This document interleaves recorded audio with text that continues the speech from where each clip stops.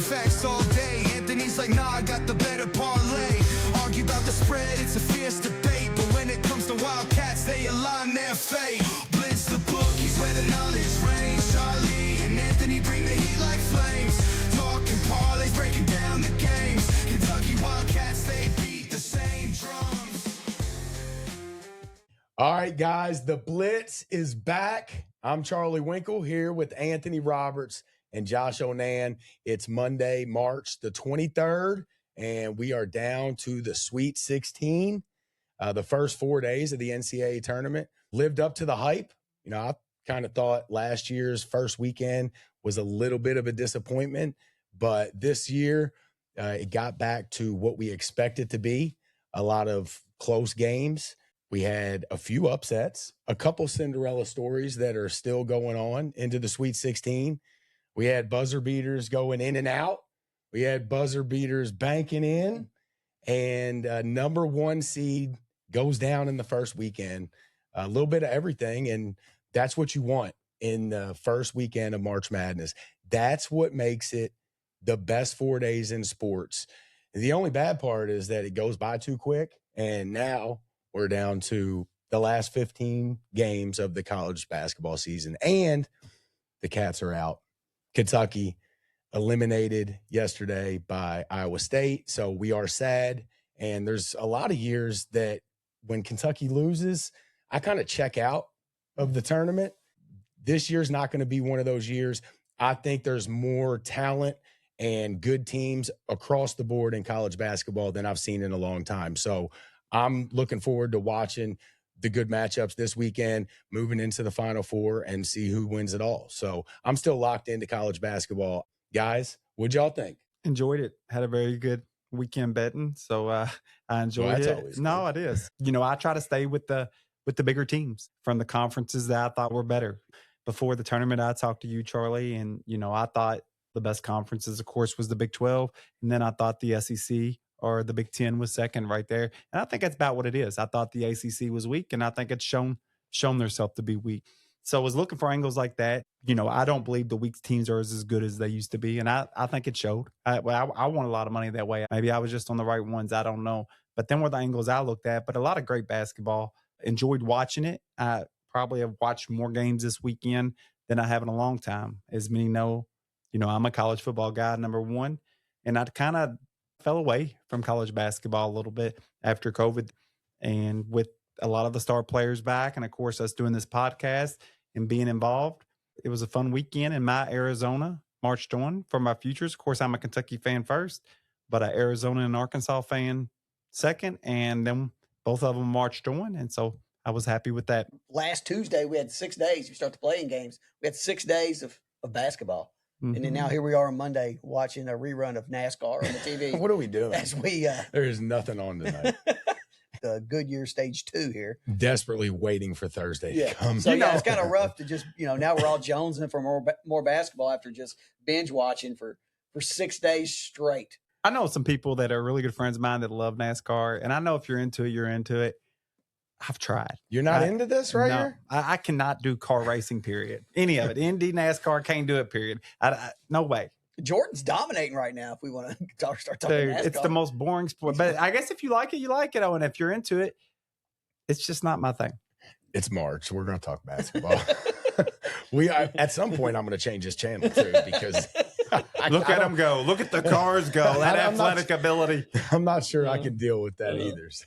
Yeah, it was a fun weekend. I didn't look back, but I don't think there was any upsets last year. I think maybe a 9 seed might have been the biggest upset. It was really chalky in the first round. So happy to see some of those come back, because that's part of March Madness. That's what makes it fun. Yeah, if you don't get any of those, and that's why I said that last year I thought it was a little bit of a disappointment, because, and maybe there was a couple, but I really can't remember them last year. So glad to see some teams like, you know, High Point getting it done in the first round, making it exciting. I think it was a little bit like this year. I think you had a few upsets, but they were the big brands. Is Iowa Cinderella? I'm not saying they're not, because they beat them and it was an upset, but they're still a big brand and they still spend a lot of money. When I think of Cinderella, I think of the small schools, but Cinderella can be defined a couple of ways. But some might say it's got to be a school with less resources. But you're absolutely right. That's the thing that makes March Madness. And I actually am glad that there was upsets, and I enjoyed every second of watching Florida get beat. So even though I bet them. Y'all hate Todd Golden. There's so much hate out there for Todd Golden. I don't dislike him. I like the fire. The fire. No, I don't like that. Allegedly. I'm not getting in the middle. Y'all got me in the middle of this shit. I ain't in the middle of that fucking argument. But I'll say this. For Kentucky fans, one of the popular things to say about Pope, which there's a lot of them, but one of them, and this is something that my wife says a lot, she doesn't like his demeanor on the sideline. He's always clapping. Let's go. It's okay. Let's go. She's always yelling, be more fiery, yell at him, get fired up. I feel like maybe all three of us have said that at some point this season, and I've heard it a lot. I said it when he got hired. That was my problem with him from day one. Well, Todd Golden, my man's fiery. Son. I ain't worried about no fire. I'm worried about his punk ass after you win. You say, oh, this team didn't have the lead for 3 games, and then dude, that's something of players, dude. He's trash. Dude's trash. Classless. No class. He had another issue, I guess, winning the loss because he was going after their bench and their coach. Yep. I think that's what he likes to do. He likes to try to get in the other coach's head, I guess. And if you think it's classless, I can see that. But I can also see him as just a fiery young coach who's on top of his game right now. But I bet he ain't happy right now. No, sir. Ever since he said that stuff to Kentucky after the game, they look like dog shit. Karma's a bitch. Karma got him. All right. Well, last week we started opposite. Let's just go in order here because I don't want to keep getting lost in this bracket. Let's just start in the East. First round. What sticks out to you guys in the first round here in the East? I mean, Duke obviously was the number 1 overall seed, and Siena gave them everything they wanted. Yep. And everybody already knows, so this is not breaking any news, but Siena played 5 guys the whole game. That's 40 minutes. So I saw somebody say they subbed at the very, like maybe within the last minute, somebody came in. I don't think it didn't show up in the stats. I seen that too, but I didn't show up in the stats. I didn't either, but regardless if they did or not, 5 guys, 40 minutes, and Anthony kind of looked at their season and their stats. Didn't really look like they played like that. Played a lot of people. Played like they were deep. Yeah, so kind of weird that went down. Who'd you say Siena's coach is? It's Jerry McNamara. Jerry McNamara. That played at Syracuse. He played in those marathon games. Remember those Big East games where they went to like 5 overtimes? He was in that 7 overtime game, right? Yeah. That was an epic game right there. They had Duke where they wanted them. Oh, they got cold at the end, or they beat Duke. Flat out. Duke did not really go win that game. Siena literally just went cold. Yep. And they looked probably a little bit of fatigue, but my question is on this game, I wonder if McNamara told them before, it's like, guys, we're riding with 5. If we maintain this lead, we're staying with our top 5. I wonder if he told them, or if that's 6 man's just over, just like, that's kind of weird, dude. I didn't play any in the first half. No shit. You know, and they come out of halftime and you're like, all right, you get to the under 16 timeout. You say, man, I still ain't in. We need to look at their whole season and see if they've ever did that. I bet you just had 5 guys that were his best athletes. Yeah. And he knew that playing a team that's, of course, more athletically superior, he knew that if I put these guys in, they're just, we're already in over our heads as far as from athletic ability. If we put these guys in, this is going to be a bad situation. The fit to the 6 man at Siena is that big of a drop off. Look, crazy. I could understand trying to roll with your top 5 for the majority of the game, but going from playing, we need to look at in their conference tournament how they played guys. I know from their minutes. I looked at their minutes; they were pretty deep. Yeah, I seen the screenshot. Like they played a lot of dudes. Yeah, the season minutes, but we need to see like maybe leading up to it in the conference tournament. Maybe his last couple games of the regular season, if they started trending in that direction, maybe they've done this. Maybe they did it one time early in the year in a non-conference game. I don't know. I haven't looked into them that much, but it's pretty odd to look at their season minutes and stats and see that they play, 8 to 10 guys? Yeah, I think, yeah. And then to see a team, not only just a team, it's a 16 seed playing basically the best team. You would almost think you need your guys. You need your guys. You need your depth. You need other guys to step up. I understand standing by your top 5, but like you said, your 6th man, your 7th man, used to playing 10 minutes, 12 minutes, whatever it is. It's just like, what the hell? the hell's going on here? Like I'm just handing out water all day. I will say, Is anybody thirsty? Patting them on the butt. Yeah. No, you're not patting nobody on the butt. They ain't coming They're over not there. coming out. in the championship game there, they played one guy 36 minutes, another guy 40, another guy 40, but two of them, they played like 29 minutes, and they had a guy play like 14 minutes and 12 minutes off the bench. So they played 7. Yeah. Maybe he saw something late in the season, and he started trending in that direction. But look, to play 5 guys 40 minutes is fucking crazy. Mm-hmm. Mm-hmm. Find me another time that it's been done. Oh. It might have been done. We can ask AI or Google, and maybe it has been done. I ain't never seen no shit like that. It's ballsy for a 16 seed, too. Oh, it is. I'm trying to think, dude.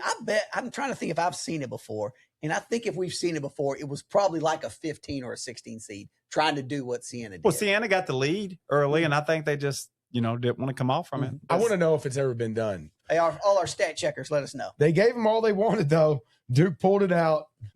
I know, like, definitely every Kentucky fan was sitting there hoping and crossing their fingers that was going to happen. Oh, it would have been sweet. I had TCU beating Duke in my brackets as one of my upsets, and so that would have been nice for me.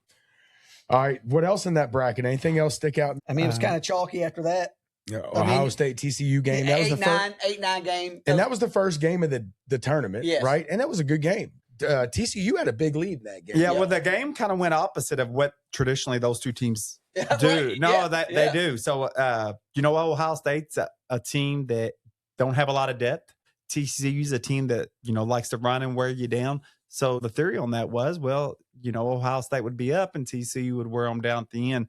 But it was actually TCU was up and Ohio State came back at them. They had a good lead, like 15, 16. It still went your way, but it went the opposite of what your prediction was. Yeah. That's the way that both teams have played all year. But that just shows you how odd things can be. I watched a lot of that first half of the TCU game. TCU hit a lot of shots. But then when Ohio State was making their comeback, they hit a lot of shots. So it was just a team that got hot at the right time. But TCU pulled it off. So the rest of that region was pretty chalky. In the first round. South Florida. UCLA and Central Florida was a good game. UCLA pulled that out by 4. But Michigan State rolled. Louisville did get the win in the first round. Yeah, they were up big. And then there was a freaky comeback there at the end by South Florida. No. Let's say what actually happened, Josh. Louisville collapsed in the last 7 minutes. They tried to give that game away. Did you watch the end of it? Oh, no, dude, they just collapsed. Once they got up like 22, I'm like, oh, it's over. And then I look at the final score, and say, ooh, this guy got squirrely. They got tight, didn't they? They can't handle the press. Even when Kentucky sped the game up against them there when they needed to, when they were down, Louisville, they're just shooters. That was their team this year. They were shooters, and they had Mikael Brown when he played. So, but yeah, Louisville gets the win, and then Kansas does get the win, but Cal Baptist. They hung in there. They did. They did. They made it a little tighter than Kansas probably wanted, but they move on. So down in the South, another 8-9 matchup. The 8-9s are always good. Iowa pulls it out over Clemson. Vandy rolled. Vandy looked good in that first round. Nebraska, we were wondering. That was a home game, dude. Did you see that? It stadium? Was a home game. I mean, it was it was probably the loudest arena of the first round. Which one was that? Nebraska, Troy. Didn't Iowa have? Yeah, Iowa was like that too. Yeah. But you're right. Nebraska, this game from the very beginning was loud as shit. Was. I don't know if they had those speakers turned up or right next to wherever the loudest section was, but you could hear it on the TV. Nebraska rolled. I liked Nebraska a lot in that game. Troy was a team that, they wanted it from everything that the research I'd done on them. Not like I watch them, but they wanted to muddy the waters. They wanted to win a scrappy way. And Nebraska is a team that's really good on defense. They play that defense where they literally push the 3-point shooters out. It's kind of a unique defense. There's a few people copying that coach, but their defense, if you ever want to see a pretty cool defense, Nebraska, they work together like to cut off passing lanes, like they anticipate passing lanes like you're supposed to, but everything's to push everything out, like to push it out. It's kind of cool. Yeah. I mean, the best game probably of that first weekend in the South was probably VCU, North Carolina. Yeah, Carolina was up 18-19, and they blew it too. I mean, they were the better team. Two ACC teams trying to blow it. Louisville tried to blow it. North Carolina did blow it. I mean, I was texting you guys during that game, I think, and I was like, nobody wants to win this game. It was like they were both refusing. I mean, I think there was in overtime, North Carolina chokes it away. And then overtime, with I think 2 minutes to go, nobody scored. They were combined 1 of 12 from the field with a couple one team had a bucket, the other team had 2 free throws. It was ugly. I mean, it was a fun game, but it got ugly. I'll tell you this about Carolina. They still probably should have won the game at the end, and like just kept making mistakes. Like they still had it at the end pretty solid, and everything that could have went wrong for Carolina. Hubert Davis. Is he the guy? Get rid of him. I think it's 4 years, 5 years. It's either 4 or 5. He's already been there. I think what I kind of heard yesterday, the rumblings I heard was that they're working on a resignation. He's going to resign. Man, I hate that for him because if Caleb Williams would have been there, they didn't have a bad team, man. They did not have a bad team. Yeah, Caleb. What else? Like Caleb Williams. Caleb Williams. But they had a nice team. I really think if he'd been healthy, they've been hard to handle. They were better in VCU. Cool note we just read. I'll go ahead and mention the other one, but High Point spent $3 million on NIL, and VCU spent $4 million. Them are two schools that you would not think spend that kind of money on NIL, but VCU spent $4 million on NIL. Those teams, do they got football teams? Maybe some lower division or something. So if they've got money to spend, they're pouring it into their basketball team. Anthony's third favorite team behind Kentucky and Arkansas. Not no more. The Fighting White Boys of St. Mary's. There's a 13-point game. It wasn't that close. It was a 30-point game. So let me tell y'all the story with St. Mary's for me. Just throughout the years of gambling, I'd always bet St. Mary's at night, and they'd always win for me. They've traditionally been a nice little team out there. So a team that's good to you, everybody has them. You stick with them. I do anyways. If you're good to me, you keep winning. As long as that percentage stays good over a period, I'm good with that. And they had been. Well, as soon as that game started, anybody who watches the game with me knows I don't give up easy. Like if I'm down 15 early, it ain't no big deal. It's first half.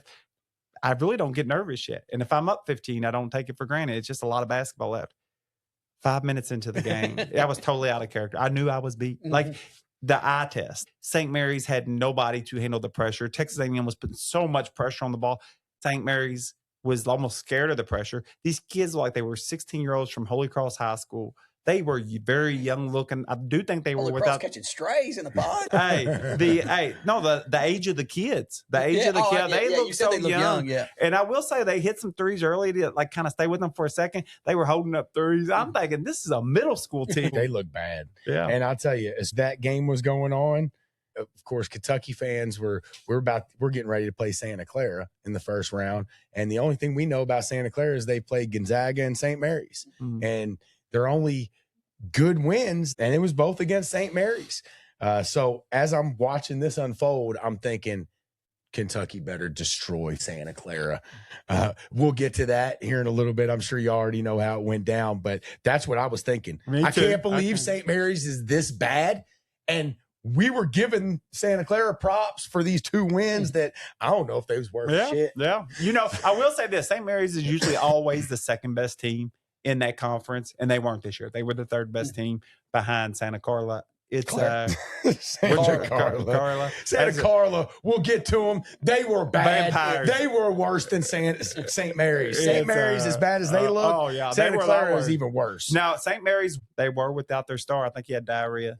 I'm serious. I think that's what he had. I think he was sick. Their whole team was sick the week before. I think he's the only one that make it through. And also the boy that was missing for the Kentucky game, Joshua Jefferson, as mentioned many times on the show. He actually played for St. Mary's so they could have used the diarrhea boy, their best player, and they could have used Joshua Jefferson back. All right, we'll go to the West. Yep. First round there. Arizona cruises. Utah State upsets Villanova. Controlled the game, really. Controlled the game. Didn't they control that game, or am I thinking wrong? They were up 7-8. I think they kind of. It never really got close. At the end, I don't believe it was 7-8, 9-point game most of the time. Wisconsin lost the High Point. Yeah, I'd say that's the story of the first round. Here's the stat for Wisconsin. The last 4 times Wisconsin has been the 5 seed, they've lost to a 12. 4 times in a row. And I think they ran. And as a program, a total of 5 times they've lost to a 12 seed. Wow. With 4 in a row. They do not want to fight. They do. Dude, imagine. It's kind of like Kansas being so good on Monday nights. Right. Don't catch Kansas on a Monday night. And if you're going to play Wisconsin in the tournament, just hope they're a 5 seed. Yeah. If I'm the 12 and I got Wisconsin, lock it up. Lock it up. I like it. I tell you this, and I'm not taking up for Wisconsin, but That was probably a bad draw. Josh had came with some information today because I was looking up High Point. I wanted to figure out how they were able to keep these, because we all thought, like, watching them from the eye test, they had some good players. I've made the argument you can't keep good players no more if you're a small school. Well, I went to the stats and looked at last year and the years before, and these same players were coming back, and they were kids that averaged 16, 17 points a game. Usually those are the kids that hit the portal, and I didn't understand it. Well, Josh, I guess you heard it on the radio that High Point is like a school for rich kids. They got some rich, and they produce wealth. And that's what it says on the Google too. So High Point got money, and that's probably why they're good. But Wisconsin was up on them that whole game. Mm-hmm. Wisconsin gave that game away. That dude, a dagger, number 99 hit, just coming across half court at like full speed, and then just chucks it up. And I think they were pretty good. I watched High Point. They passed my eye test. Did they pass y'all's eye test, High Point? Yeah, I was pleased with them. I enjoyed watching them play. Yeah, they were good. One of the most athletic, higher seed teams that I can remember. Mm-hmm. And I didn't notice it as much because I didn't watch a ton of the Wisconsin game. But I did watch the second round game that we'll talk about in a little bit, High Point against Arkansas. We know how athletic Cal teams are, and this Arkansas team is. I've talked about how I like the Arkansas team all year. High Point matched up with them. Dude, they were playing with them athletically, not just – they weren't Santa Clara. Matter of fact, High Point would destroy Santa Clara. I'm serious. Oh, yeah. They had athletes. They were taking guys to the rack on Arkansas's team. So I was super impressed with this High Point team. They were 30-4. They're probably more like a 8 or a 9 seed, honestly. You know, they said they hadn't lost since the beginning. Like, their losses came beginning of the year. I don't think they lost in conference. Or maybe I'm wrong when I say that. But somebody find me a more athletic, high-seeded team than the High Point team. The only one I can even think of would be that Florida Gulf Coast. Oh, yeah. But what seed were they? They were like a 12. Oh, there was some. I feel like they were 12 or 13. I feel like there were some really athletic teams back then. That would be one that Dunk would City? Was that what they were? Something like that. But they were really good. But that High Point team against Arkansas, watched a lot of that game. Super impressed, dude. That point guard they had, he was nasty. Yep. I think he had 30. I like their coach too. Did you see him? Yeah. He called him out for nobody wanting to play him. And he said, just like wasn't that him? Yeah. He said nobody wanted to play him in the regular season. And he actually backed up Miami's claim that he said, just like nobody wanted to play Miami, they didn't want to play us. You know what Dan Hurley said about that? You hear what Dan Hurley, Connecticut, said about that? He said, yeah, we try not to play quad 4 teams. We really try hard not to schedule quad 4 teams because they suck so bad. We don't want them on our schedule. Most of them do, but that team doesn't. That team doesn't. Yeah. But another game that sticks out in this bracket in the first round, that BYU Texas game. Yeah, I mean, Texas third. Well, they're the highest seed left. If you want to call them Cinderella or not, I kind of agree with what you say, Anthony. It's kind of hard to call. If you got they spent too much money. If you got that much NIL. It's hard to call Texas or Iowa. You can't call those teams Cinderellas, but you're 11 seed. Texas was on a free fall towards in the second half of the season. They're lucky they even got in the damn But tournament. They were supposed to be good coming into the season. They were a big disappointment all year. I haven't watched them a ton. I watched them enough. Oh, I picked them girl this week 16. Yeah, you did. Texas has got athletes. Anthony picked them. He's got that pick. They got the Mark kid. They got what's the other boy? I always forget his name. He's the best player on their team. And then they got he kind of looks like an albino guy. Oh yeah. Dude, he's nice. Really good. Yeah, he's nice. But the Mark and I'm forgetting the other guy's name. He's their best player. But I like both of those guys. So Texas is after. You could tell, man, BYU, they brought it up in the broadcast. You know, them missing Richie Saunders. They didn't have a third scorer. If you're going to be a good team, you got to have a third guy that could get a bucket. And you only had DeBonsa, the big guy down low, and that's it. If they would have had Saunders, spreads the floor a little bit, opens it up for DeBonsa to drive the lane and penetrate. Man, they was just missing Saunders. Man, I really liked watching Saunders play, and I liked BYU until he went out. But Texas was just too long. And I don't think you want to spend the big money on one player. You know, right now we're going after Stokes, and I just don't think you want to do it. I don't think you want to do it. I think there's too many chances, of course, with the Peterson thing. But we're going to have some time to talk about that here in the next few weeks. We're going to have a lot of time because that is such a great, and not just Kentucky, but that's how it relates to us. But Kentucky fans been complaining about the $22 million, and now you want Stokes. They want Pope to get a big time guy, but you're going to have to pay him big time money. Do you pay him? it's such a fine line. I've been we're gonna have some good conversations about that. We could do a whole podcast on that topic. Really, y'all can call me a dork, y'all can call me whatever, but I've really been studying it. I'm calling it the chess game of NIL. Don't give away all the secrets. Right. Maybe we can get you on the staff. Yeah, dude. I swear, I think I got it figured out. I'm sure that there's coaches that plenty of them got it figured out too. But I don't think there's a lot of fans that think about stuff like that. I don't. I think coaches definitely think about stuff like that, and I hope Mark Pope is thinking about stuff like that. Yeah. And then the rest of the bracket, chalk, Miami over Missouri, and then Purdue over Queens. Arkansas, they rolled. Purdue stayed hot. Purdue stayed hot. I like Purdue. Purdue stayed hot.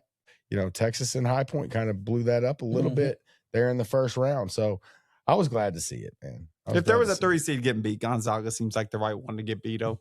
Besides them putting an ass whooping on us, but that ain't saying much. Before we move on from Gonzaga real quick, why does Mark Few never get any heat? Well, he had been to 9 Sweet 16s in a row. I get it, but because it's Gonzaga, they don't spend a lot of money, and I don't know NIL what they spend, but I just think traditionally you can't get on him for he made Gonzaga. I know, but I say that John Stockton them played for. Do they ever try to get over the hump? Is there ever any thought, or is he just lifetime guy? I mean, I'm not saying the guy's a bad coach. I'm not, and we've talked about how hard it is to win the tournament, but. Have they even made it to the Final Four? Yeah, they've been to the championship. They lost to Baylor. Oh, they've been to 2. He's been to 2 Final Fours. That was a lost year. What was that? Like COVID year, 21? I don't think you can get mad at that was a lost Mark year. Few, Baylor. And they're on, nothing with that. I agree. And they're on the West Coast where nobody cares about college basketball. He's getting hide up there in Spokane. Man, he made that. I'm not saying he should be fired, but why does he never he's never talked about on a national stage or getting any kind of flack for not getting it done? He's had some really good teams over the years. Some really good teams. Shit, he's had a couple number 1 seeds, I think. Yeah. Hasn't he? Oh yeah. Over the years. So look, I'm not trying to dog Mark Few, but it is kind of weird that he's one of the few coaches that I've never heard anybody say a bad word about the guy. Yeah. I think when you look at the talent that he gets versus what he does with them, I think it's pretty amazing. And then he's also a guy that could have left for a lot of jobs and decided to stay there and make that his home. It's when a guy has turned down a lot of very high profile jobs and pretty much told everybody he's not interested and consistently gets 3 and 4 star players and competes at the highest level with them. I respect that, but that's a totally different conversation. I'm just talking about just no kickback from. I completely understand the local, like the university and the fans, not like trying to dog because they're not crazy like our fans, but just maybe from a national perspective, never gets any heat. Is there any other coach that just doesn't get any heat? I mean, even good coaches, Tom Izzo has caught heat over the years. Never heard him, Mark Few, catch heat. No. I think for the most part, he's had 1 or 2 teams though I feel like was pretty athletic, but I think for the most part when he gets there, even when he gets there, they don't have the athletes compared to the top. They've gotten better over the last. They have. Years, I agree with that. I agree with that. Some years where they didn't, but when they had Jalen Suggs, and they've had some solid. Even those years, they had solid athletes. What was that? Timmy, and then they had Morrison. They were good players, but they were like them guys struggled in the NBA a lot because they weren't super athletic. Mark Few needs to count his blessings. He is the least criticized coach in the history of college basketball. That might be the correct take. I'm serious. Y'all go look at the recruits. Go look at the recruits he gets, and him turning down other big jobs. I think they're blessed to have him. That's not what I'm talking about. Well, it is. It's not. Well, I'm talking about national criticism, not not Gonzaga fans being happy that he's their coach. No, I'm not saying that. I'm just saying that when you look what he has to work with versus his results, his return on investment's great. To the point where he should never get any criticism. Zero, none. Well, none. I mean, because he's a nice guy, he'll never leave, and he's turned down never get any criticism. Not when you consider. Now, I don't know what they're doing NIL wise, but I know I've seen their recruiting classes over the years, and they're just not. They don't get a lot of the high profile guys, and for him to they've been a good team for 20 years now. It ain't been 5 years. Gonzaga's been good for 20 something years. I think that says a lot about 30 years. I think that says a lot about him as a coach, though, that's able to take lesser players and make them good. Well, his schedule ain't always the best either. It's never been the best. They play Santa Clara and freaking St. Mary's, dude. San Francisco. What do they schedule? Don't they schedule halfway decent like non-conference? They do now. Okay, yeah, I mean they played. I've never been a big Gonzaga guy myself, but that's why I would say that he don't get criticism. It's just hard to give a guy like that. That's my my take on it. Somebody on ESPN criticized Mark Few just one time, just once. All right, where are we at? Midwest. Kentucky's bracket. Michigan rolls. St. Louis destroys Georgia. Yeah, I like Georgia. Was Georgia the only SEC team to lose in the first round? Did we go with 10-1? No, it was 9-2. They lost. It was two of them. Missouri. Lost, yeah. Georgia got destroyed. Down, Missouri shouldn't even been in the tournament. Yeah. Down 30-something and lost by, 35? St. Louis shot their ass off that because I went to look at it and they got dog walked. I think that Missouri shot like over 60% in that game.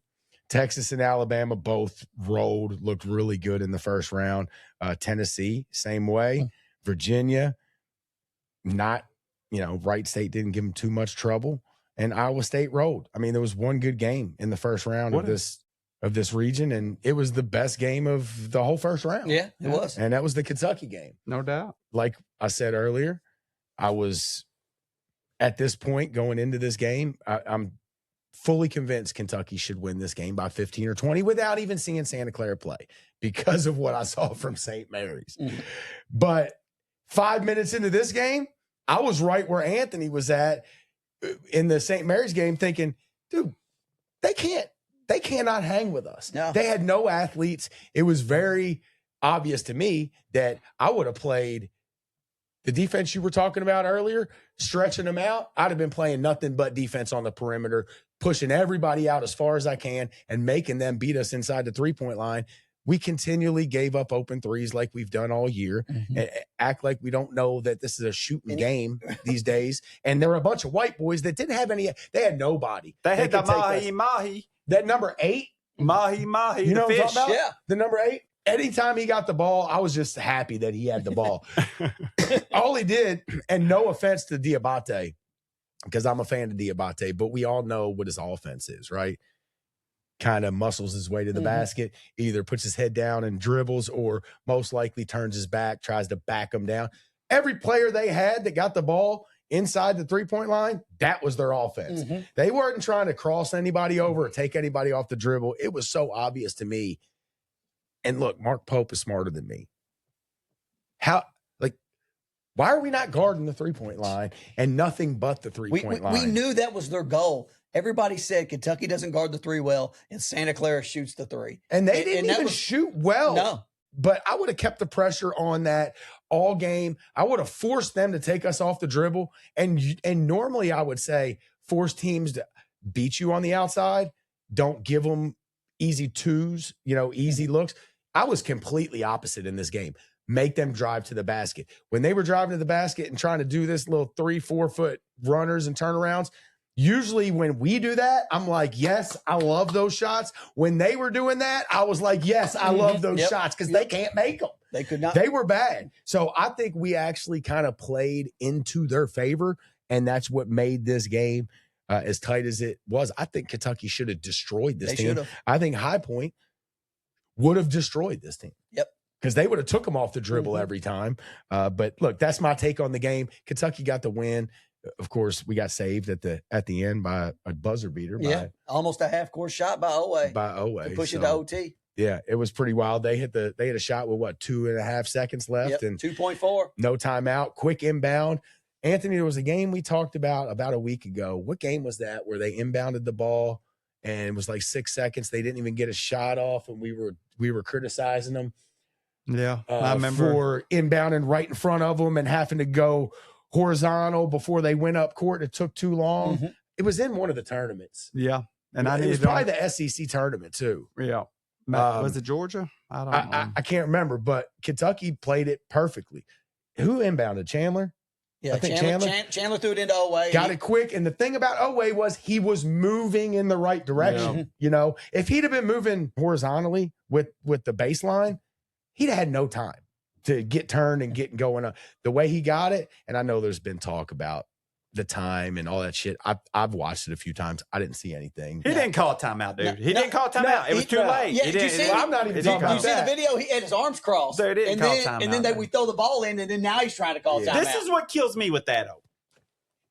Dude, look, I'm not going in the cow argument, but I feel like we've been so unlucky We ran into freaking St. Peter's, which ended up going to what? The Elite Eight. We run into the buzzsaw from Oakland that hit 13 threes fading away when we're on his back. We've been so unlucky in some stuff in tournaments. And we finally, if you think we caught a break or not, I don't think the timeout was an issue. That was being so petty what people were trying to pull up. Oh, that's how much hate Kentucky has. I didn't even really give it much play. I watched the replay real quick. The timeout thing. The timeout thing. Oway already had the ball in his hand by the time he was signaling timeout. The timeout thing to me in that situation, if you're a coach, I think it's on you. It's not on the ref to be watching you. I feel like it's on you to get yourself in a position to where the ref cannot miss it. And of course, you got to say it at the right time. Yeah. So I didn't even really give the timeout thing much play. There was also talk that the clock started late. So that's actually what I looked for. Maybe 0.1 or 0.2, but Oway might have shot it. Yeah, yes, but that's human error. Yes, that's petty. Guess what? That's petty. Hitting the button takes 0.1 seconds. Yeah. Dude, I've seen way worse than that. Yeah, way worse than that. I really didn't give either one of them any play. I think it was bogus. Petty. That's how much hate Kentucky has. But I'm going to tell you what I think happened from the coach. I think he inbounded and it's probably going through his head. Should I take a timeout night? And Oway starts going up the court and to maybe look good to it. He knew he didn't call the timeout to look good to his fans. Timeout. I think they worry about how, even win or lose, how they're going to look to their fans. Did they call the right timeout? You know how we always judge Pope and stuff. And at that point, he made the shot. But this is the problem, that if he would have missed it, you would have won the game, bud. That's a tough situation for that coach because you're watching the play happen and you almost might forget, like, something might happen and I might have to get in position. So I think he was out of position, actually, if you watch it. Yeah, he was all the way down. He was behind the ref. The ref did have his head turned for a split second, but then the ref turned his head because his arms were crossed. It's a lot. Dude, it was a good coach. I mean, we were tied, you know what I'm saying? And they hit that, and then you probably, if you're Santa Clara, you probably want to foul. Yeah. Me and Anthony talked about that. I agree with that. Because you're down, you're you don't have enough time there with only 2 seconds. Yeah. The only argument is that 2.4 seconds left.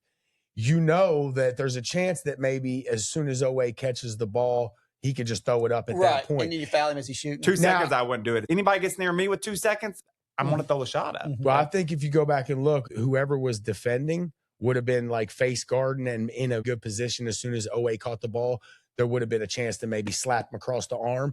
But I think Oway had the ball and put it on the floor for a one dribble before they got in position to make that foul. So now instead of 2.4, there's probably like 2 or 1.4 at the point.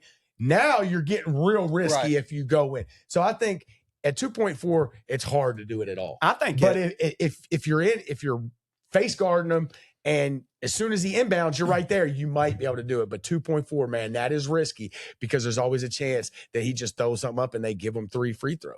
I love the situation. Man. It is. I'm a fouler. I think you foul. But not in that situation. It's a smart move. Not in that situation. You need to have, I'd say, about 4 seconds or more to kind of feel a little bit more comfortable in that defensive position to foul. But, at the end of the day, the other coach made a good move. That was not a good shot. It wasn't. Now, he got it and he hit it, but that's the kind of shot with 2 or 3 seconds. You got to live with that as a coach. And Oway just happened to hit a great shot. I don't know if this is a shout out to Mark Pope or a shout out to Oway. Of course, I know many Kentucky fans don't want to give Mark Pope much credit, but that kind of looked planned to me where Oway kind of got that going on the move. If not, they would have called a timeout. I think that was on Oway. I think that was a smart play for him. He knew there was two. Did Kentucky have timeouts? I think we did. I think we did. You don't call that timeout. No, I don't either. I don't either. Hell no. But then there's a lot of people that do. There's a lot of people that do. Guess what happens if you do?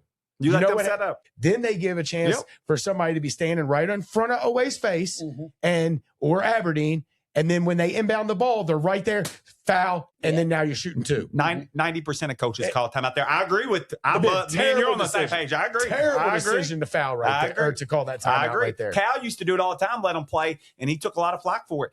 I don't want to let the defense set up. I don't want to let them communicate. I want to try to catch them in the flux of it. Let me tell you why I think a lot of guys do it.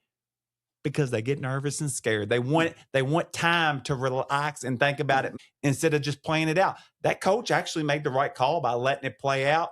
I think he needed the time out. Yeah, no, I agree. I agree. Needed the time I would have called you it, didn't need the but time it worked out for him that we didn't get a great shot at that, dude. Right. Shit, and he I just thought that's as good of a shot as you. Yeah. Dude, that is for a college player. I will go out there right now, and Anthony, you've seen me do it, and I'm not bragging. I can hit him, yeah. I will go to half court right now and give me 6 shots. I will make one. Sure. I will make one out of 6 right now. We'll bet $20. Yeah, but it was kind I'll of make one. It was kind of at an that's angle. not a hard shot for No, Holloway. but it was kind of at an angle. There was a guy kind of in front of him a little bit, and That was a tough ass shot, dude. At some point, with 2 or 3 seconds, you're going to probably win 1 out of 7 of those. Yeah, I'm games. not saying it was an easy shot, but I think it was a pretty damn good look. right? For It was a him. good look. It was a good look. He got up. I mean, he didn't throw it. He shot it. That was, dude. It was. I'll be that was some honest good with you. shit. I'm a big believer, and everybody plays those situations different. That's what's fun about basketball. But I'm almost like Christian Laettner type last second. I'm trying to make the big throw. I'm trying to like what we did against LSU. Mm-hmm. That's my style. That's a tough pass. I know it is. Though, I know it is. tough. It's all risk. It's all gambling. When you got 2 or 3 seconds, there ain't much time anyway. So you're risking or gambling. I don't want to end up with a half court shot. If I'm lucky enough, I can come down with that ball or somehow get it. I want to have some kind of decent shot at it. I don't want to. I love the look that he got, dude. I love the look. And anybody that doubts me, $20. Bring your 20. Let's to go. Wyandotte Park or Valley, because those are my home courts. You think you can do it from the angle? Huh? You think you can do it from the angle? I guarantee you, I'll do it from head on. I can do it from head on. Head on, I don't think it's too hard. From that angle, I'll still be willing to bet $20 that I make one in 6 tries. And I swear I'm not being cocky. No, I can make half-court shots, dude. Anthony seen me make a 3/4 I'm shot. not even good at half-court This shots. is the first time I ever did that. I'm not dude. even good at half-court What's shots. the book? Who's got a gym? Hey, we and can it wasn't a throw either. I fucking No, yeah. shot it from the other free throw line, dude, and nailed that. Yeah, bitch. that 3/4 one's really impressive. On the half courts, I feel like as long as you keep your shoulders square, that's the key is keeping it on line from straight away. I end up hitting 2. Charlie hit about 4 of them, I think. That's a good look for a college player, Yeah. but it's not an easy shot. Right, no. We'll talk about Kentucky more. We probably went a little too long on them. we head back to the East for No, round let's 2? just go right here. Second round, the Midwest. Yeah, we're in the Midwest. St. Louis, who destroyed Georgia, gives Michigan no issues. No. Bad matchup for St. Louis. Bad matchup. Yeah. They're big boy. I love Michigan in that game. What's his name? The big boy? I Robbie- like that guy. I like him. Robbie Avila.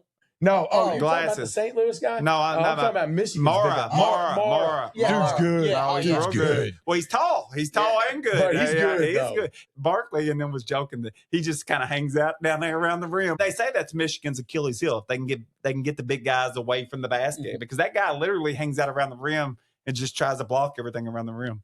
Yeah, that game got out of hand quick. I thought Alabama was going to have issues losing Holloway. Anthony They was got right. rid of the weed. Anthony dog. was right. None of them have been able to smoke since he got kicked off the team. And Alabama, They look good. holy son. shit. Got the weed. They beat the brakes off. How many threes did they hit? Like 30? I went to bed after 8. Dude, they couldn't They can stop. see. They can see they're not all high and shit. They could not stop hitting threes. I don't know how many they hit, but it was just shot after shot, dude. They would not miss. And Texas Tech played like dog shit. They beat the shit out of them. Yep. Here's a point that me and Josh were talking when we got here. When you have a team like Alabama and that guy got busted for weed, Right. they go to it's Alabama. If everybody thinks they're the biggest cheaters, the biggest connected program of all time, football, basketball.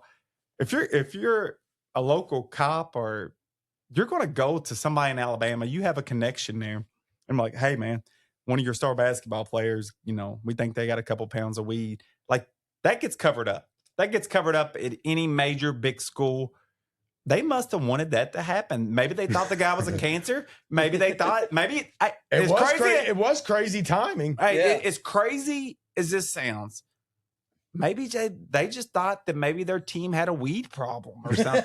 Seriously, dude, you can't have your players smoking weed like that, dude. I know they say players do in the NBA. You can't have your players smoking weed like that, like just hanging out smoking weed and shit. They need to be college basketball players. This summer, we're going to do the we'll have to come up with a name for it. Blitz Yeah. the conspiracy theories? No, just the all-time. We'll do it for different schools, but Kentucky comes to mind. I can already think of a couple.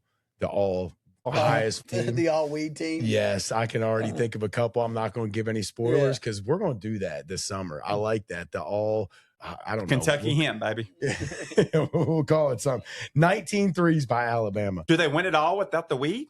Let's see. We'll find That'd be out. a hell of a story. No weed, Alabama rolls. I saw a video. I have no clue if this is true. Somebody can double check this.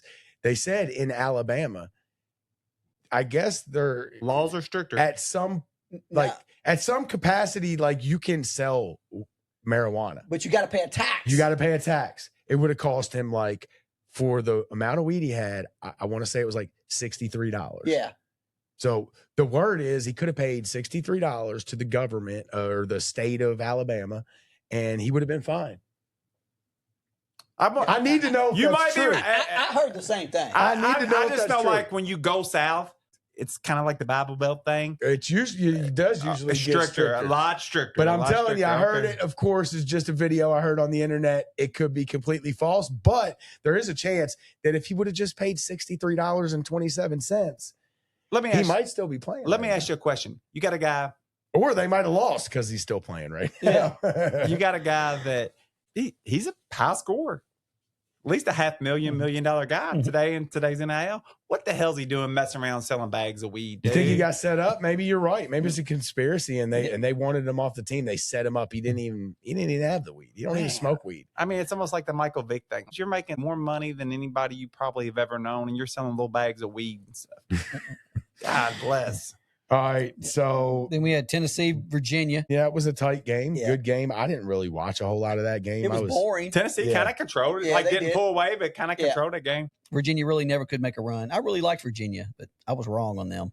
Tennessee's made, I don't know how many Sweet 16s in a row or in the last however many years. We just know they're not getting to the Final Four, so it doesn't matter. I would have loved to beat Iowa State there, man. Because Because Tennessee next, we can beat Tennessee. I know, and we did. It would have been the same as last year.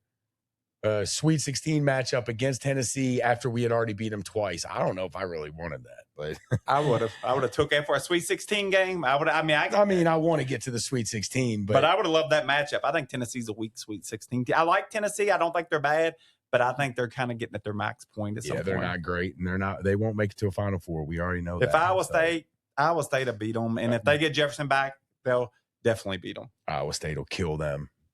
So Kentucky, Iowa State, Kentucky, lead in the first half. We'll dig more into this game. We already kind of went long on our Kentucky first round game, so we won't dive too much into this. If you want to hear about this game, come over to the second half and the right side of Kentucky sports. But Kentucky had a lead early and just got outplayed the last really 25, 30 minutes of the game and kind of just got our ass kicked, really. Kentucky shot out of their minds in the first half compared to what they usually shoot. And second half, they came back to earth in a big way, and Iowa State finally started hitting. Who was the team you just talked about a couple minutes ago? Was it St. Mary's that couldn't take the pressure? Was that St. Mary's? Yes. Mm-hmm. Couldn't take the pressure? Well, for some reason, Iowa State's coach came into the game deciding he's just going to give us a little 5, 6, 8 minute head start and not really show us what he's doing. Next thing you know, hit a button and the defense that team plays, dude, was wild. It is. And that's what they're known for. And we were not prepared for it. We were not ready for the pressure. As soon as they turned that button on and cranked it up, it was a 3-minute stretch where we had 5 turnovers. We actually only had 3 turnovers for the first 8 or 10 minutes of the game. And then we had 5 in the next 3 minutes, changed the whole game.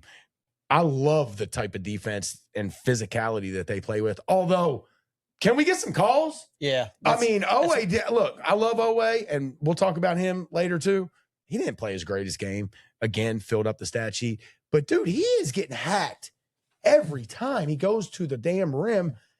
It was almost like the refs know how they play. And it's like, oh, well, they play so physical, we can't call every foul. Patino used to do that bullshit. Dude, they were double teaming early. When they first cranked it on, if you noticed, they kept double teaming every pass out on the perimeter. And we would hold the ball and let the double team come. Just weren't ready for it, They probably they're trouble, dude. Tennessee is in trouble. I like Iowa State a lot. I bet them a lot. but they can have issues if they run into certain teams too. I think they figured out real quick that we don't got a point guard that can handle the ball. But if you got a guy that can handle the ball against Iowa State, because they try to get you into like a slow game, they try to pressure you, really physical defense.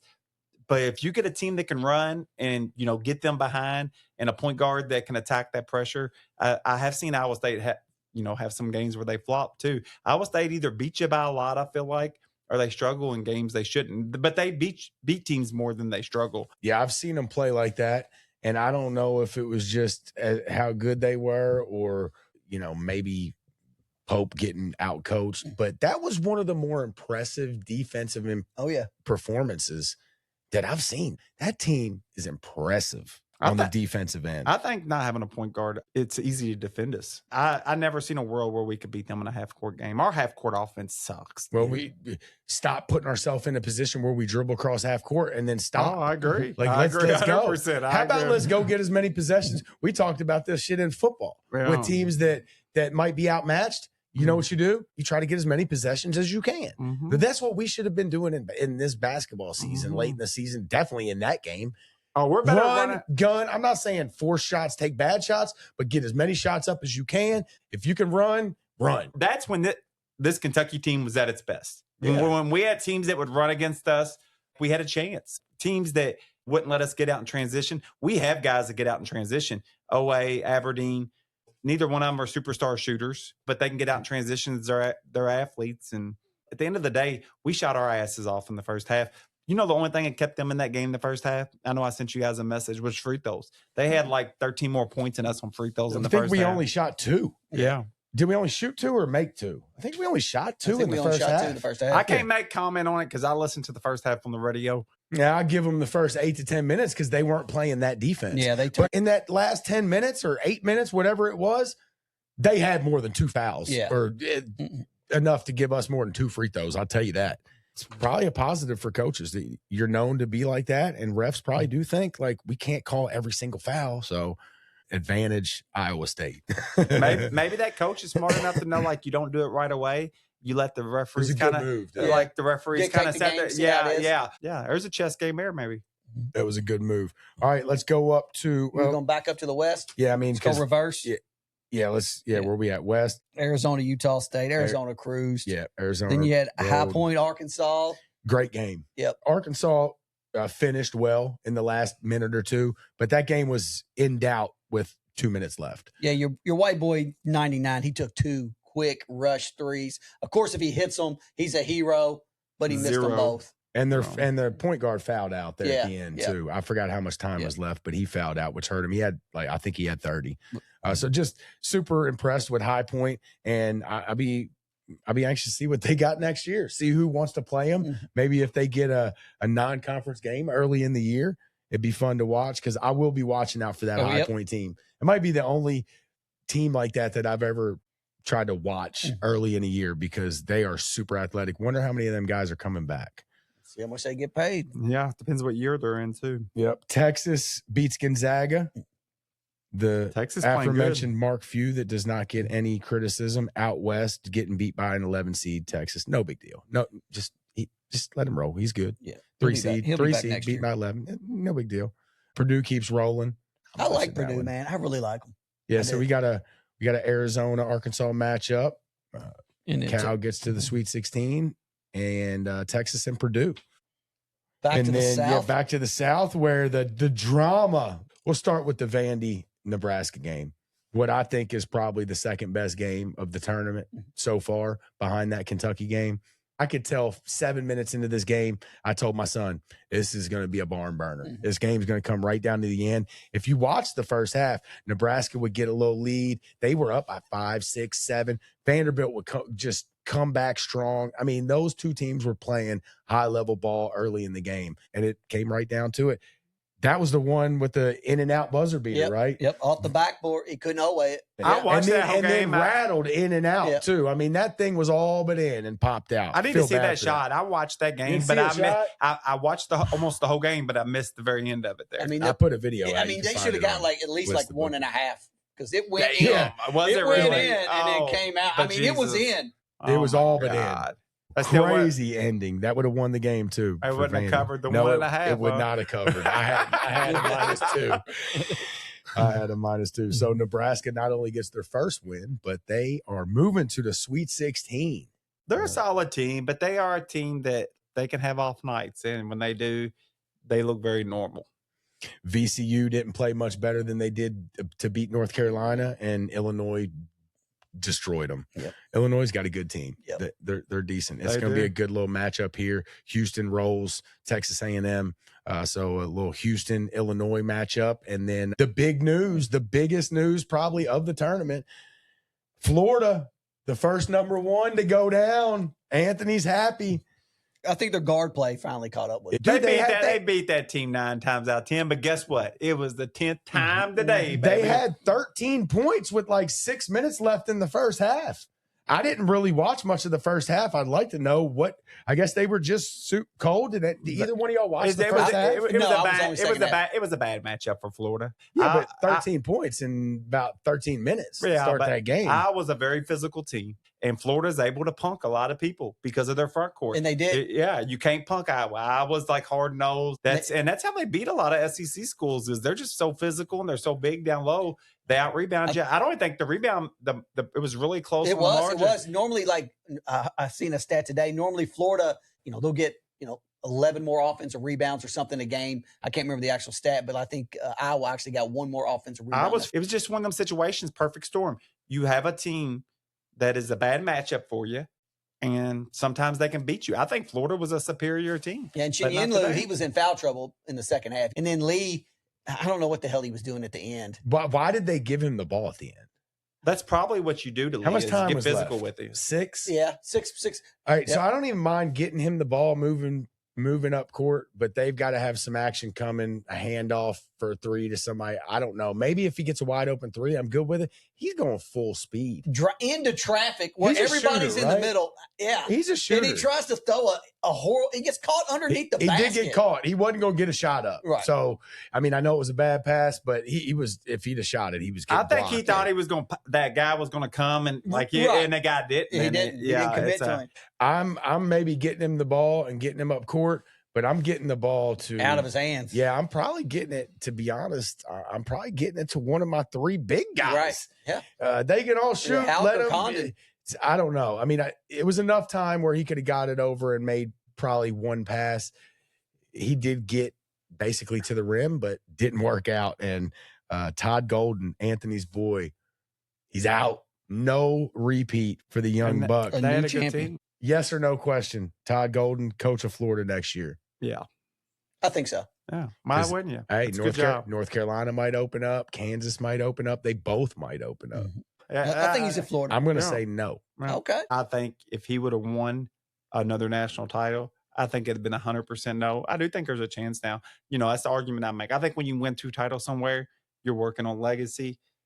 But with just 1 title, I think there's a possibility.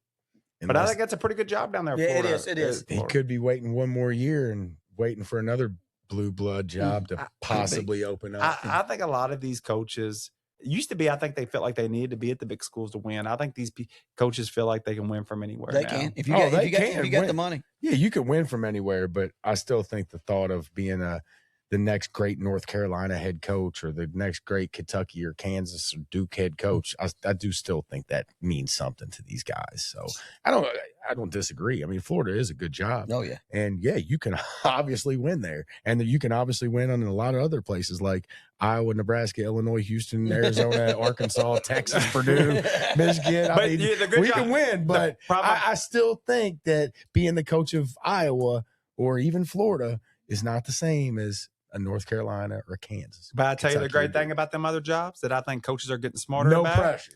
That you can also lose at those jobs too. You can be marked few. You can be marked few and get no criticism. So that is a plus.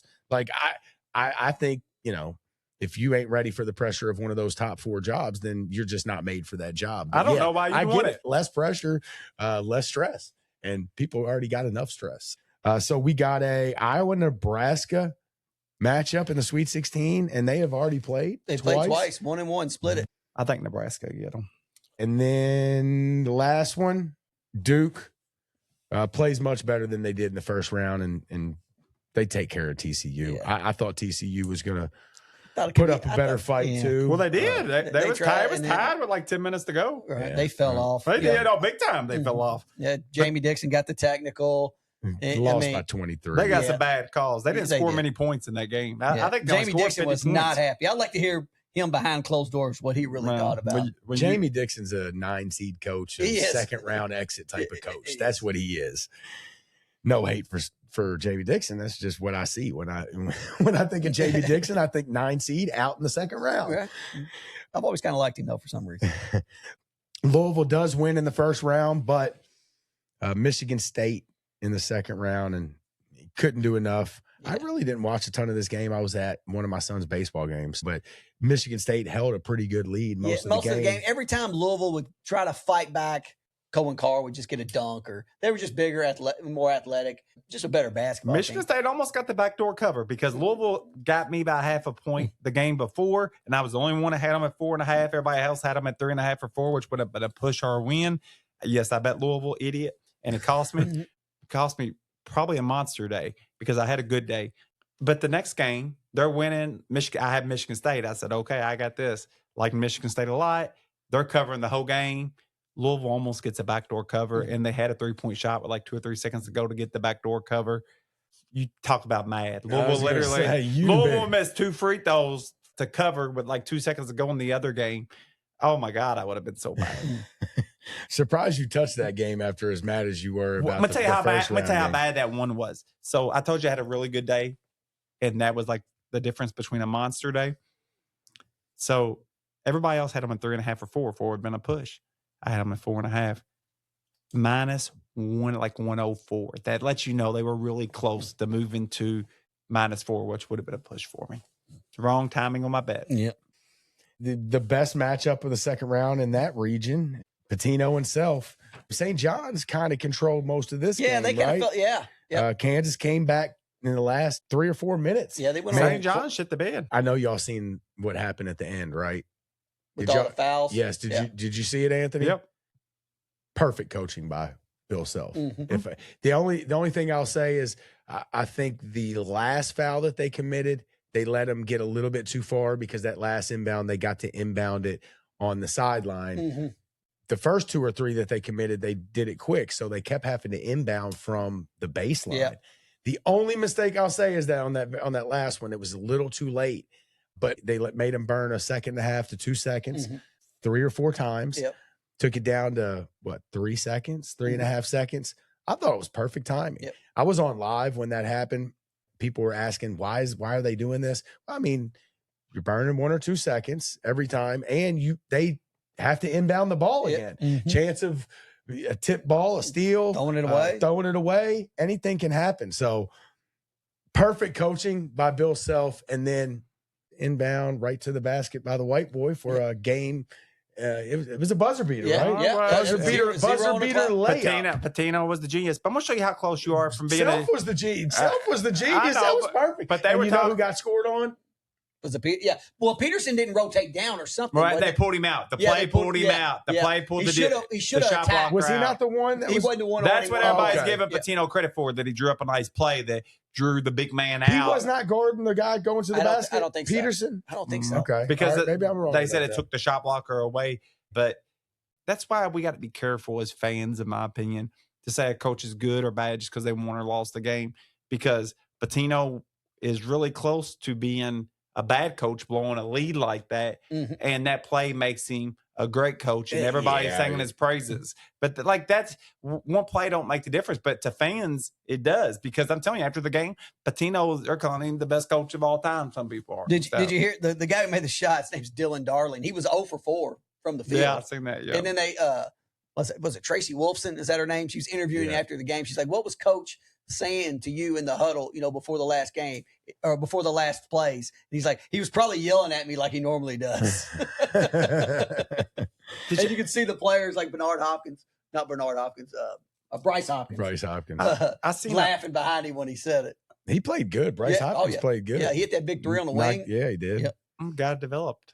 There was a game this weekend, I forget it was. A kid hit a late layup, and they said it was his first like 9 3-point Oh shot. yeah, that was the kid from High Point. He hit the game-winning layup, and that was his first 2-pointer of the year. He was crazy, dude. He had hit 68 threes, and he was 0 for 5 from 2. My son, I walked inside as soon, like right after that happened, and I came back out. My son said that, and I was like, Anthony was no. Yeah, right. What are you talking about? So that was The true. glass floor, the glass floor for me. The glass floor. Yep.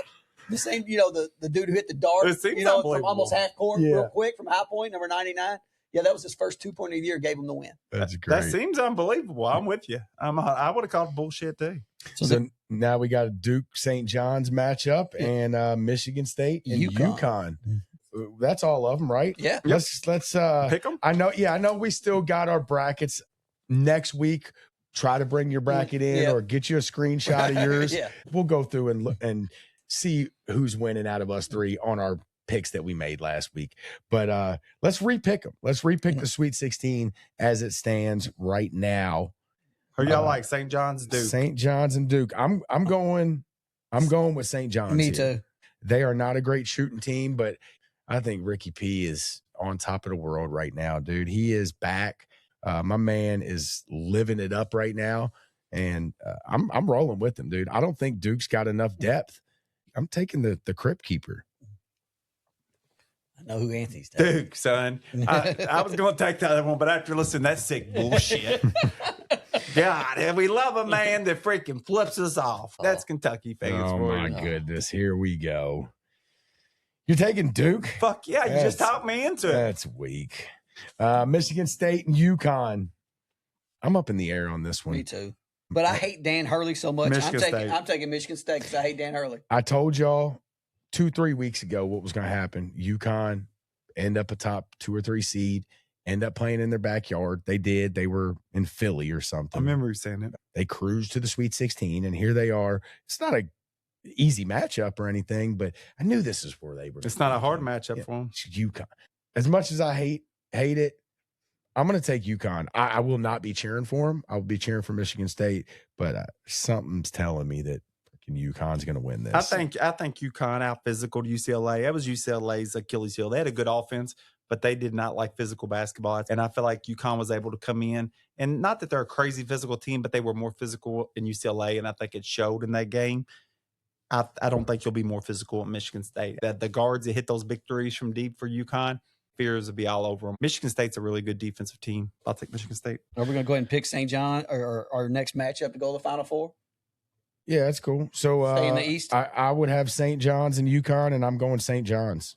I'm taking St. John's as well. I'll take Duke. I don't like them. I just think it's a good matchup. Duke gets their ass beat before his tournament's over. They could get beat. Matter of fact, I halfway like St. John's, but after listening to Charlie's stuff, I couldn't take them. I called him the Crypt Keeper. Well, I mean, shit. I like him. I don't love him, but I don't hate him either. So I got St. John's in the Final Four, and so do you, Josh, and you got Duke, right? Yep. All right. Then in the South, Iowa I'm saying that. It might be. Who knows? Nebraska had a home game last time. Iowa against Nebraska. I'm riding the streak, I'm riding Nebraska as well. Even though they'll probably blow their load and shoot like 20% next game and lose this game to Iowa, I'm going to be cheering for Nebraska. I am too. We all take it? Husker up. Nebraska got a nice little team, dude. All right, then we got a Illinois against Houston. I think this is actually going to be a good game, but Houston too much. I think Houston's too much too, man. They're good. I didn't think I would go that way. I thought everybody's really high on Illinois right now, and I am too. But it could be a bad matchup for Houston. That the Illinois got size, but I picked up on something when I was watching Illinois' game. Stojakovic's kid, very crafty, very nice player, but I seen him breathing hard kind of early in the game. To me, Houston will run them out of the gym, but Illinois does have size. If the Croatian kids on Illinois get hot, that's where Big Z plays. Did y'all see on that first game? And his brother. Dude, I had Illinois both games. They hit 1,000,000 threes that first game, dude. Yep. They could not miss. The Croatian connection. That's the cigarette smokers. It's probably where Yelovich will play next year. The one Croatian grabbed that one kid in the tournament, back of the shirt. Yeah. Did y'all see that? The Croatians don't play. So you taking Houston? Yeah. Yes. We all three got Houston and Nebraska. Houston. H-Town, baby, to the Final Four. Dude, I'm going to tell you. It'd be cool to see Nebraska win that and go to the Final Four, but Houston, they play a different style. I like Houston. I'm going to take Houston because, A, I like the Big 12 a lot. I think they were the best conference. Nebraska likes to play a fast-paced game. I don't hate that matchup for Nebraska, but I think Houston has too many horses. All right, to the west, Arizona against Arkansas. This will be a fun one. I know. I think so. Arizona. Yeah, Arizona. Yeah. Listen, I'll be happy. They're just not deep enough. If Cal wins, I'll be happy for him. I probably won't be pulling for him because I'll probably be betting Arizona. Arizona's been good to me. They won for me the other day. I think they're the best team in the country. It's who I got my futures on. Even when they don't have good games, they can still beat you. Look, guys, I think it's Arizona all day long. Yeah. Texas against Purdue. This will be the one where, I'll play a game with my kids or, maybe throw them some heavy balls or something. Give me Texas. I'm gonna roll with the 11 seed, roll into the Elite Eight. I've been on Purdue the last few weeks. I've really liked the way they played in the Big Ten tournament. I think Purdue big here. I love the way Purdue's playing, but I'm going to be a homer with the SEC. And, I feel like I've been on Texas. And so I'm going to stick with them. I think Texas is a hot little team. And I think Purdue, maybe hot streak ends here. Their offense is legit. Oh, they're playing really good. Got a really high-quality offense. They're playing really good right now. Man, they get a lot of 50-50 balls around the rim. I mean, just aggressive. A lot of dudes down low with good hands. That's why I just think they. But there's times this year I've watched them and they've not looked like, I don't. But I do think they're playing really good, though. That's the reason I'm picking them. I didn't like them for a long time, but I watched a lot of them in that Big Ten tournament. They're so good. They kind of sucked me in. They're playing hot. This is two hot teams. I got Arizona and Texas, and that's easy one, Arizona. Yeah, I got Arizona, Purdue, and I'm taking Arizona. Yeah. If Arizona's in anything, just put them through for me. I'll say this about the Texas-Purdue thing. Both teams were kind of similar. Both teams had high expectations this year and kind of didn't live up to them early. Now, Purdue got on track earlier than Texas, but kind of the same situation. I think they were both top 10 teams to start the year, and they both kind of were disappointing at the midway point. So, to the Midwest, Michigan against Alabama, the red hot, smoking hot. No, they're not smoking anymore. They don't smoke. They're trying to quit. Give me Michigan. Alabama's run ends here. I surprisingly like Alabama in this game. It's not a homer thing. The Texas thing play was borderline homer, but I still like Texas. I think Alabama might be a mad matchup for Texas. Alabama shoots a lot of threes. You mean Michigan? Yeah, for Michigan. Alabama shoots a lot of threes. That Mara just wants to set it underneath the rim. I talked about it earlier. You're going to have to come out to guard Alabama. And if Alabama gets a hot shoot night, Alabama might be a bad matchup for Michigan. I'm going to take the Crimson Tide. If they're not hot, they might get beat by 20. Absolutely. Because I don't know how they'll guard them big son bitches down low. Yeah. They got a couple guys that could sit down there, but they're a shooting team. I'm taking Michigan. All right, the other matchup, Tennessee, Iowa State. I think this is a 15-point win for Iowa State. I'm serious. I think they keep riding the momentum. I love what their coach is doing with that defense. We didn't even mention that they beat us without their best player. So is there any chance he comes back? They said he was. They don't know yet. Okay. So he was on. He had a scooter on during the game. He's a senior to be, but the only thing is, I think he's already a pretty solid draft pick. So do you risk that if you're that kid? You already got your money. Well, X-rays came up negative, right? Yeah, I think it's not break. It's just a sprain. But yeah, but sometimes it's better to break it than a sprain. Dude, I've had some bad ones. Yeah. And regardless, I don't think it matters here. Iowa State still beat them. They rolled Tennessee. I am going to take Iowa State, and I think they win. But I do think this is the kind of team that Tennessee would like to play. I've argued that I don't think Tennessee has a lot of stamina, like late in the game. And I think Iowa State and Tennessee kind of play similar kind of styles. So I don't hate the matchup for Tennessee, but I just think Iowa State's the better team. So me and Josh got Michigan and Iowa State. This is a tough one. I really do want to take Iowa State, but I think Michigan is super hot, and I don't think they've fallen off much at all since losing that backup point guard. I'm taking Michigan to the Final Four. Quick note on Michigan as we talk about them. I was looking at it as I was kind of studying the other day, and I didn't pick up on this in that game. I don't know why. But the big game Michigan played Duke, it was so close. Mara was in foul trouble the whole game, which has some Duke bullshit. I remember that. Boozer has shown trouble to struggle against really long centers down low. He's kind of a thicker bully, and he struggles with length. Duke took care of that, called in the favor, and got Mara out of it. So that's an angle where for anybody that's trying to handicap. For me, I have Alabama playing whoever it is. Iowa State. I'm going to go with Alabama. I think Alabama. I think the weed's gone, and I can see clearly now. Dude, the rain is gone. I'm not a weed guy. Weed makes me lazy and slow, so I can relate with the weed being gone. There's no way I could play if I was smoking weed. So, I mean, I know some people can function on weed. I can't. If I was already pretty good smoking weed before games and now I've cut off my weed smoking, dude, I would be the best team. Alabama will not be able to handle Iowa State's pressure, boy. You ain't seen Alabama without that old smoky smoke in them. I want to take Iowa State too, but with that, if their best player's not there, nobody took them. He took Alabama. I took Michigan. I know. I wanted to. But I'm not. I'm taking Michigan. Right. I got to go Michigan this I'm week. going to tell you what, boys, that devil's lettuce ain't there no more. It's ringing threes in Alabama. Roll Tide, baby. Are we picking the Final Four? Not yet, because we'll do that next week. We just leaving it like this? That's quite cool. I kind of was thinking to pick it too, but I think you're right, Josh. So just to be clear, I had Michigan, Houston, Arizona, and St. John's. Looks like Anthony has Alabama, Houston, Arizona, and Duke. And Josh, Michigan, Houston, Arizona, and St. John's. Correct. Michigan, Houston, me and you got the same ones. Yeah, me and you. Yeah. And Anthony's got Houston and Arizona with us, but he's got the enemy. He's got the enemies. Alabama he and picked Duke. Yeah, because you made me throw up. All right. So we'll see how the Sweet 16 and the Elite 8 play out this weekend. And when we get back here next week, we will be looking at a Final Four.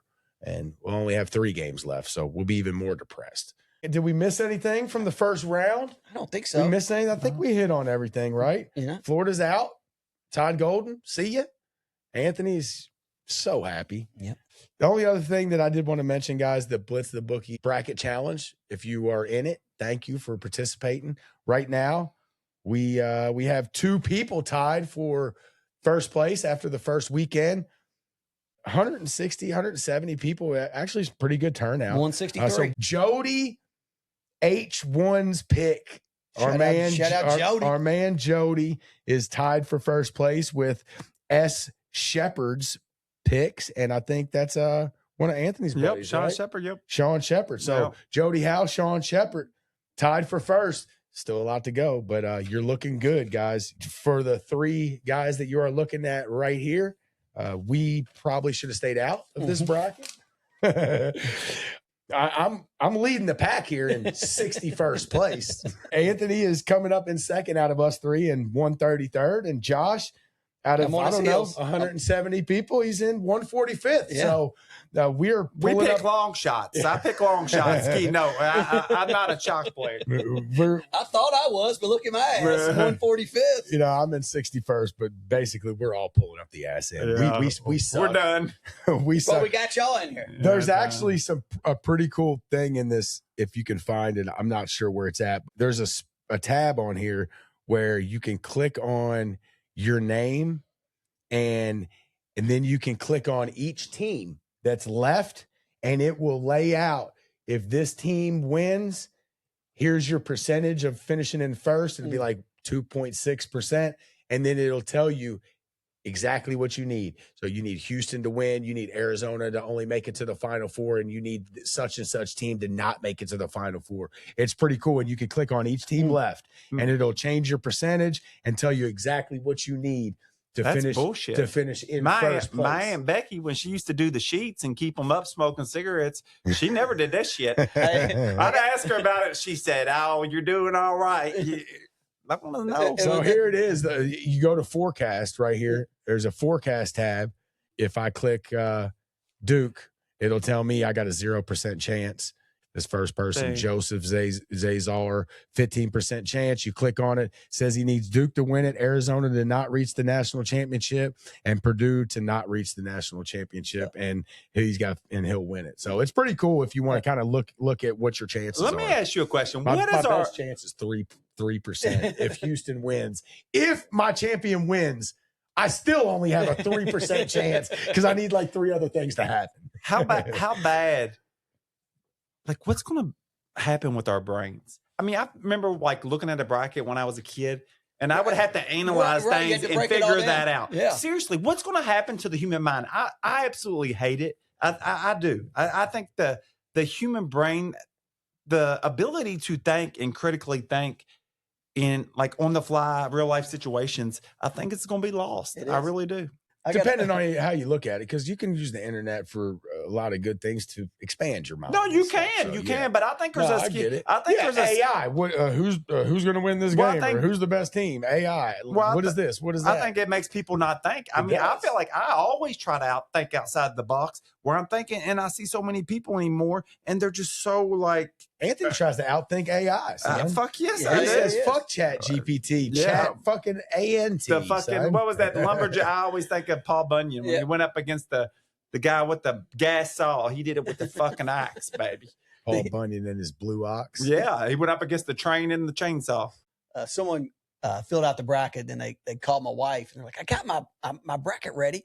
I can't figure out how to change it. I can't stand that they got that Arizona A next to my name." And my wife was like, did you pick Arizona to win a championship? Yeah. And she got the palm to the face emoji. Never mind. She thought that was like her saying that was her favorite team or something. I fucking don't like Arizona. Oh yeah, I did pick them to win it all. That makes sense. So I won't say who it was. I think Arizona wins it, but I wish I didn't have them now because right now I need I would love to have a long shot just to give myself hope at it. But with me having Arizona as the champion, I doubt I have much hope. So we didn't do our Final Four, but you still got Arizona. Who you got? Ain't nobody beating Arizona. Arizona all the way. Houston's winning it. I like Houston. I'm with Houston. Arizona beat their ass again. Nope. Kelvin Sampson, it's his time. Best coach. I agree with that. Even give Mark Few, like I said last week, Mark Few and Kelvin Sampson. Mark Few's out of he doesn't even get criticized. Kelvin Sampson has got plenty of criticism. Kelvin Sampson, best coach without a championship. You're going to get one this year. Shit, he might be the best coach, period. He's good. Yeah, he is. You're getting a championship, and Mark Few, he just needs to get a little bit of criticism. So, guys, appreciate everybody listening. As always, check us out, TikTok, Facebook. Matter of fact, just check us out on TikTok, YouTube, Facebook, and Instagram. That's it. Spotify. iHeart. Of course, iHeart, Spotify, OnlyFans, YouTube.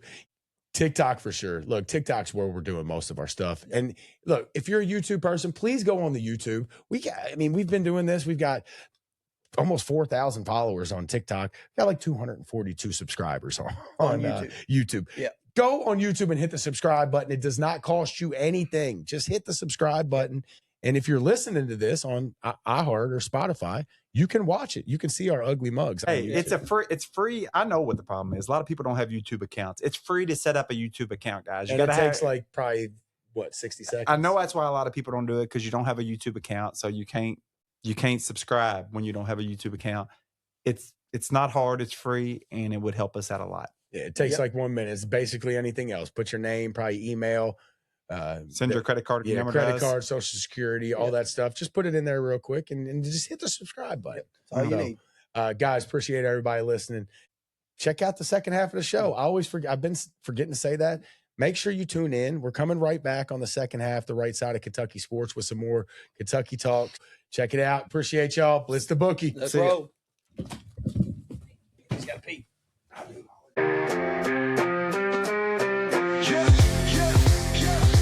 Charlie got the mic, he's dropping facts all day. Anthony's like, nah, I got the better parlay. Argue about the spread, it's a fierce debate. But when it comes to Wildcats, they align their fate. Blitz the bookies where the knowledge reigns. Charlie and Anthony bring the heat like flames. Talking parlays, breaking down the games. Kentucky Wildcats, they beat the same drums.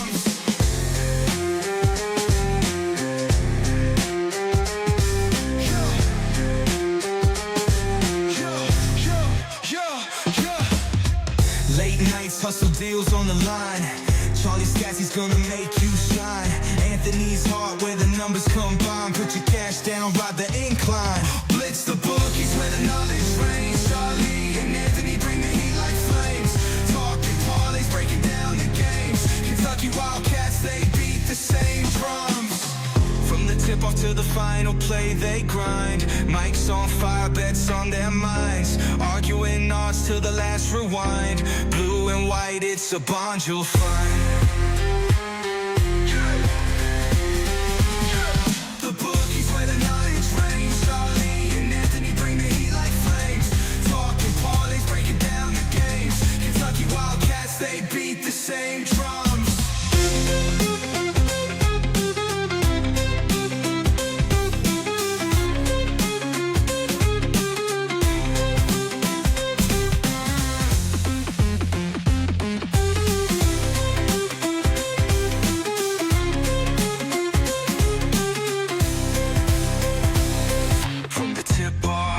Final play, they grind. Mike's on fire, bets on their minds. Arguing us till the last rewind.